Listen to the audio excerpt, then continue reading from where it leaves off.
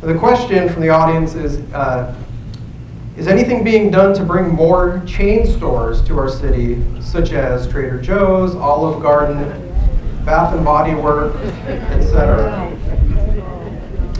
Mr. Becker, you have the mic. How would I know? You know, give me a break. Is anything being done to bring more chain stores to Havasu? That's a question for the mayor, I guess. And I could, if I were the mayor, I'd be on the horn all the time. Hey, why don't you guys come out to Havasu? Trader Joe's, that's a good store. You notice how popular those new dollar stores are? You can get some real good deals in there.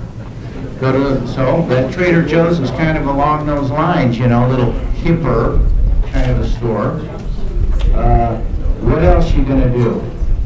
I'd be calling them up, and don't laugh. You know, I'm good on the phone, okay? And I can, some people may know that if they've ever talked to me. And I could call those guys up and say, come on, get your buns out here. What do you think is wrong with this economy? I'll tell you what's wrong. Everybody's trying to play it safe. Can you stop the clock and say, it would help me out, I know, we're getting riled up a little bit, but if we could, I know we need to hear the responses, okay? So if we can just kind of keep it down, that'd help out a lot. Are you talking to me or them? I'm talking to them, but they're on my side. So I'd like to keep it a little more entertaining. Sorry, Roger. It's your mic. Go right ahead. Okay. Well, what do I say? I think we could have a bus connection here. I understand this town used to have a bus connection. Greyhounds, you know? What happened to that?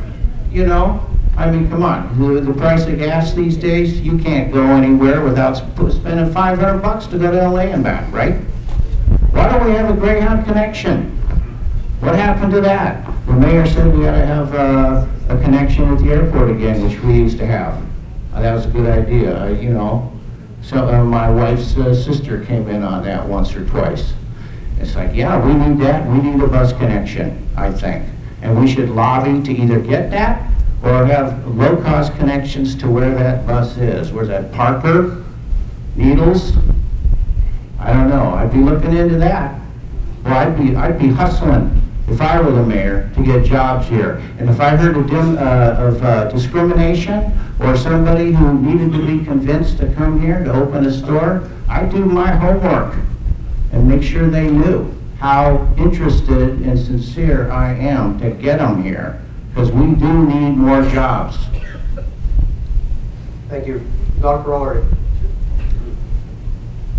The chain stores have a particular, typically objective that's almost always related to population base.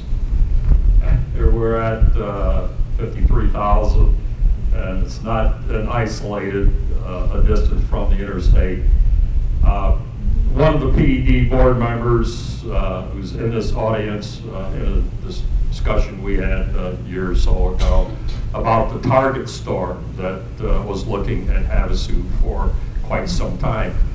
And this PED board member had an opportunity to talk directly to the Target store official who was one of the key people in making the decision to take that store to Bullhead City. And it boiled down to access and numbers of people in the surrounding county areas and the proximity of those people to that particular store. So I don't know, we'll always face that difficulty, but still stores are looking at Havasu, and I think we all can appreciate that. Gives us more options. One particular area of controversy is where perhaps like Olive Garden and some of the news reports of a backdoor deal of tax incentives or rebates might have been floated around, and a lot of that's happened with some of the bigger stores. Today's News Herald had an excellent editorial on that process, citing the issues of the city being involved in picking winners and losers in the retail industry, with evidence quite clear that seldom ever do big box businesses increased the sales tax base, primarily because of the number of small shops and businesses that get put out of business in the process. You can look at what happened with small appliance shops and electrical fixture shops, lumber yards and cabinet shops when both Home Depot and Lowe's came into town.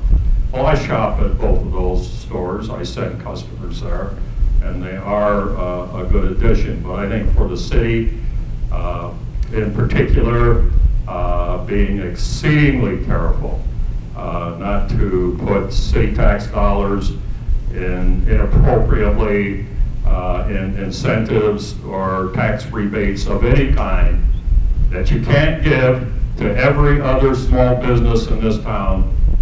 I think we got to watch it. Avoid that. If you can't support all of your small businesses in the same manner with a similar type of incentives, supports, and backing, don't do it for the big box multinational corporations. That's corporate welfare. I don't think it fits well with the very conservative demographic we have in this little town. All right, and Mayor Nixon, same question. Is anything being done to bring more chain stores like Trader Joe's and Olive Garden to the area? Of course.